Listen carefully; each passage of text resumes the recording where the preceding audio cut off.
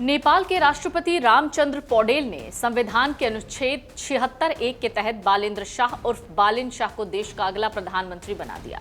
इस बाबत राष्ट्रपति कार्यालय की तरफ से एक नोटिफिकेशन जारी हुआ। बालिन शाह की इस जीत का सबसे दिलचस्प पहलू उनका टाइम मैनेजमेंट रहा। जहां मंझे हुए नेता घंटों तक एक दूसरे पर कीचड़ उछालते रहे, वहीं बालिन ने पूरे चुनाव अभियान के दौरान 5 जनसभाओं में कुल मिलाकर मात्र 26 मिनट तक भाषण दिया। गणित बिठाए तो उनके भाषण के हर एक मिनट में पार्टी की झोली में करीब 2 लाख वोट डाले गए। नेपाल की 275 सीटों वाली प्रतिनिधि सभा में उनकी पार्टी राष्ट्रीय स्वतंत्र पार्टी यानी आरएसपी ने 182 सीटें जीतकर पूर्ण बहुमत का आंकड़ा पार कर लिया।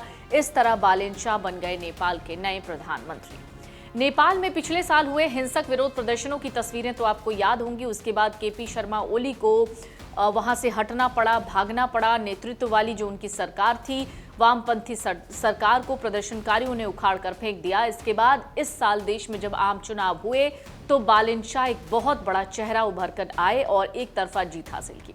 बालिन शाह की इस वक्त उम्र है करीब 35 साल और उनका प्रधानमंत्री बन जाना अब एक बड़े बदलाव की ओर इशारा करता है। लोकतंत्र लागू होने के बाद से नेपाल में जितने भी चुनाव हुए उनमें किसी भी चुनाव में किसी भी पार्टी को इतना बड़ा बहुमत तो नहीं मिला, लेकिन बालिन शाह के वादों पर जनता ने भरोसा दिखाया। उन्होंने बदलाव का जो सपना दिखाया उस पर लोगों ने भरोसा किया।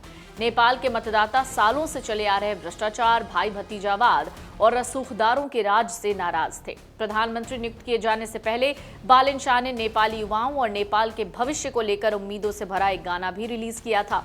वो एक रैपर भी रहे हैं और इस गाने के बोल थे जो उन्होंने अभी रिलीज किया, उसका नाम था एकजुट नेपाली। इस गाने को रिलीज होने के कुछ ही घंटों के भीतर 20 लाख से ज्यादा बार देखा गया। बालिन शाह काठमांडू के मेयर भी रहे हैं। उन्होंने 3 सालों तक ये जिम्मेदारी संभाली। मेयर रहते हुए उन्होंने बहुत सारे काम किए। बालिन शाह का जन्म 1990 में काठमांडू के नारा देवी में हुआ। उनके पिता एक आयुर्वेदिक डॉक्टर रहे हैं और उनकी मां घर पर रहकर परिवार की देखभाल करती थी। बालिन शाह शादीशुदा हैं और अपनी पत्नी और बेटी के साथ रहते हैं। स्कूल की पढ़ाई पूरी करने के बाद बालिन शाह ने काठमांडू से इंजीनियरिंग की डिग्री हासिल की और बाद में भारत के कर्नाटक से एमटेक किया। साल 2013 में उन्होंने नेपाल में एक मशहूर रैप बैटल जीता था और रातों रात फेमस हो गए थे। उनके गानों में रिवॉल्यूशन दिखता है, यानी क्रांति दिखती है और उम्मीदों का भाव दिखता है। उनके सबसे मशहूर गानों में से एक बलिदान की यूट्यूब पर 16 मिलियन से ज्यादा व्यूअरशिप है। काठमांडू के मेयर के तौर पर उनके कार्यकाल की पहचान शहर की साफ सफाई, स्थानीय विरासत को बचाने और भ्रष्टाचार पर सख्त कार्रवाई करने की वजह से हुई। लेकिन उन्होंने अवैध इमारतों को ध्वस्त करने का एक विवादित अभियान भी शुरू किया था ताकि शहर में ट्रैफिक कम किया जा सके। इसकी वजह से सड़कों के किनारे मौजूद अवैध दुकानों और झोपड़ियों को तोड़ा गया था। इस वजह से उनकी बहुत आलोचना हुई थी। बालिन शाह ने पिछले साल नवंबर में फेसबुक पर गाली गलौज से भरी एक पोस्ट भी डाली थी जिसमें अमेरिका, भारत, चीन और कई नेपाली राजनीतिक पार्टियों के नाम थे। बाद में उन्होंने ये पोस्ट डिलीट किया था। उनके सामने कई बड़ी चुनौतियां हैं, जिनमें सबसे पहली तो है ईरान युद्ध की वजह से पेट्रोल और गैस संकट। पिछले साल हुए विद्रोह प्रदर्शन की जांच कराने की भी उनके ऊपर जिम्मेदारी है। इसके अलावा वो पड़ोसी देशों से कैसे संबंध बनाते हैं, इस पर भी सबकी नजर है। आपको बता दें, बालिन शाह के चुनाव प्रचार का तरीका बड़े राजनेताओं से बिल्कुल अलग था। उनके जैसा बिल्कुल नहीं था। जनकपुर में उन्होंने अपनी मातृभाषा मैथिली में बात की थी तो सुदूर पश्चिम में डोटेली बोली में उन्होंने संदेश दिया।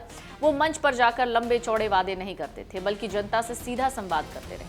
पूरे चुनाव प्रचार के दौरान बालिन शाह की सबसे खास बात थी कि वो जनता से पूछते थे कि चाय पी ली आपने, आज कौन सी सब्जी खाई, सब्जी अपनी क्यारी की थी या बॉर्डर पार से आई थी।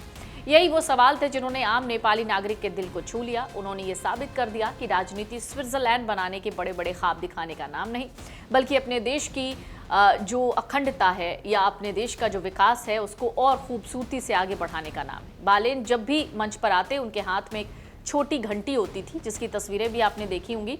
उनके कार्यकर्ता बताते हैं कि भाषण से पहले घंटी बजाना विपक्षी दलों के लिए एक अलार्म था कि वो पुरानी और सुस्त राजनीति के दिन लद गए हैं। अब बालिन नेपाल के सबसे युवा प्रधानमंत्री के रूप में शपथ ले चुके हैं।